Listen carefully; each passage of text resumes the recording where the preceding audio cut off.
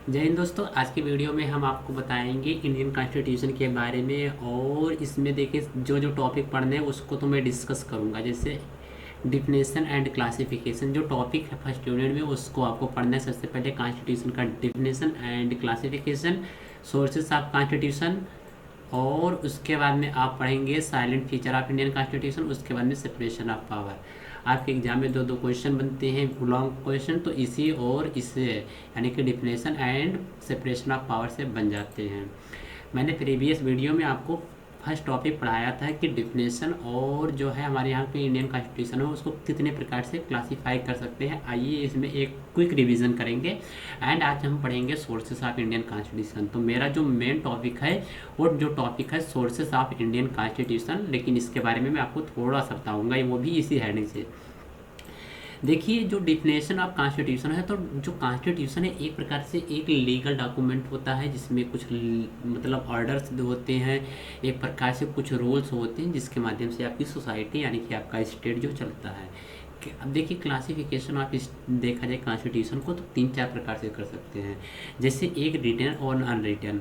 Written और unwritten जानते ही क्या होता है, एक फेडरल और एक यूनिटरी कॉन्स्टिट्यूशन, और एक होता है फेडरल यूनिटरी कॉन्स्टिट्यूशन। तो फेडरल कॉन्स्टिट्यूशन किसे कहते हैं, यूनिटरी कॉन्स्टिट्यूशन किसे कहते हैं।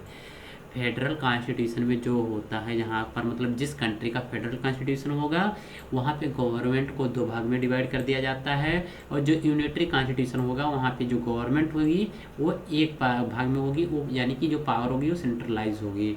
इसका पूरा डिटेल में अगर आप पढ़ेंगे तो यहाँ पे नीचे जो है आपको मैं PDF दे रहा हूँ इसी टेलीग्राम चैनल KWL क्लासेस पे जाएंगे तो आपको मिल जाएगा। वहाँ पे ऑलरेडी जो है PDF पहले से ही पड़ी हुई है, आप पढ़ जाएंगे और तो देखेंगे वहाँ पे मिलेगा। देखिए रिटन एंड अनरिटन कॉन्स्टिट्यूशन हो गया, रिजिड एंड फ्लेक्सिबल कॉन्स्टिट्यूशन। तो रिजिड मतलब होता है जिसमें कॉन्स्टिट्यूशन में अमेंडमेंट करने की जो प्रोसेस होती है रिजिड होती है, यानी कि उसे आसानी से अमेंडमेंट नहीं किया जा सकता है, तो उसे हम रिजिड कॉन्स्टिट्यूशन कह देते हैं। फ्लेक्सिबल जिसमें अमेंडमेंट आसानी से किया जा सकता है। सुप्रीम एंड सबऑर्डिनेट मतलब होता है कोई चीज़ जैसे हमारे यहाँ पे जो इंडियन की अगर इंडिया में बात करें तो जुडिशरी जो है सुप्रीम सबसे जुडिशरी कौन सी है, तो जिसे हम सुप्रीम कोर्ट के नाम से जानते हैं। फेडरल और यूनिटरी का मतलब बताया ही है। आज की वीडियो में हम डिस्कस करेंगे क्या, तो आज की वीडियो में जैसे अब इंग्रेडिएंट्स देखिए, अगर कोई भी कॉन्स्टिट्यूशन कब होगा इसेंशियल मतलब इस कोई फेडरल कॉन्स्टिट्यूशन कब होगा तो उसके इंग्रेडिएंट्स मतलब होता है इसेंशियल्स।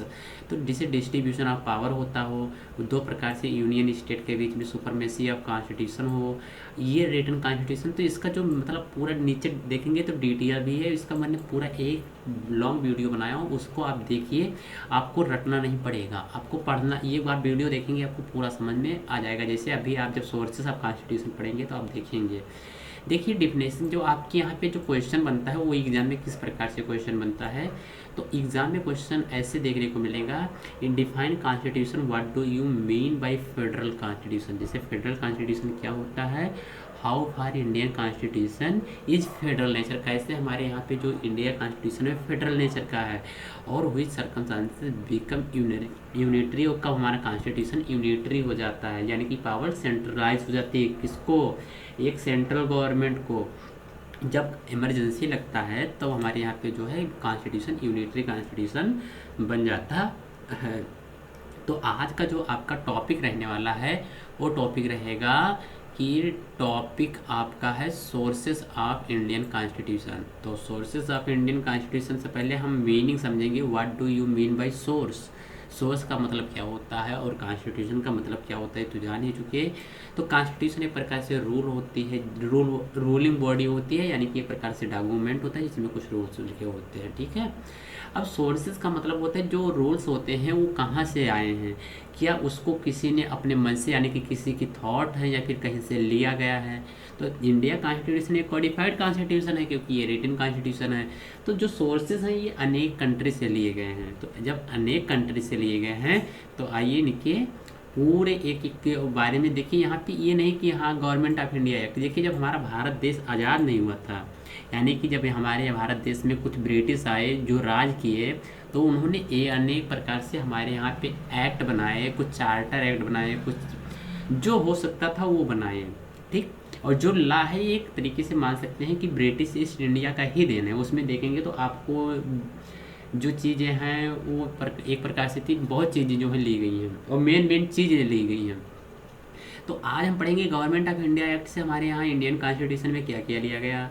ऑफिस ऑफ गवर्नर लिए गए, ठीक, इमरजेंसी प्रोविज़न और पब्लिक सर्विस कमीशन, ये चीज़ें ली गई।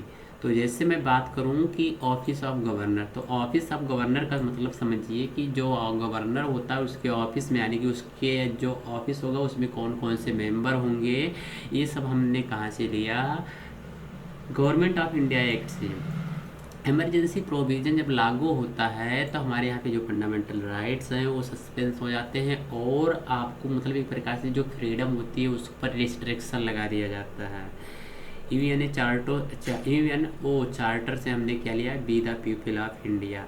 एक क्वेश्चन जो इंटरव्यू में भी पूछा जाता है, वाइवा में भी पूछा जाता है कि जो be the people of India है, इंडिया नहीं बी द पीपल है, ये कहाँ से लिया गया है, तो यूएनए चार्टर से लिया गया। इसका मतलब क्या है, what do you mean by be the people. तो देखिए जब बी द पीपल का मतलब मैं कोई पूछे तो आप बता देना एक प्रकार की यह सोर्स है जो हमारे कॉन्स्टिट्यूशन के बारे में बताता है। तो यानी कि बी द पीपल, जैसे अब्राहम लिंकन की एक डेफिनेशन है कि डेमोक्रेटिक कंट्री वो कैसे कहते हैं, be the people, of the people, for the people.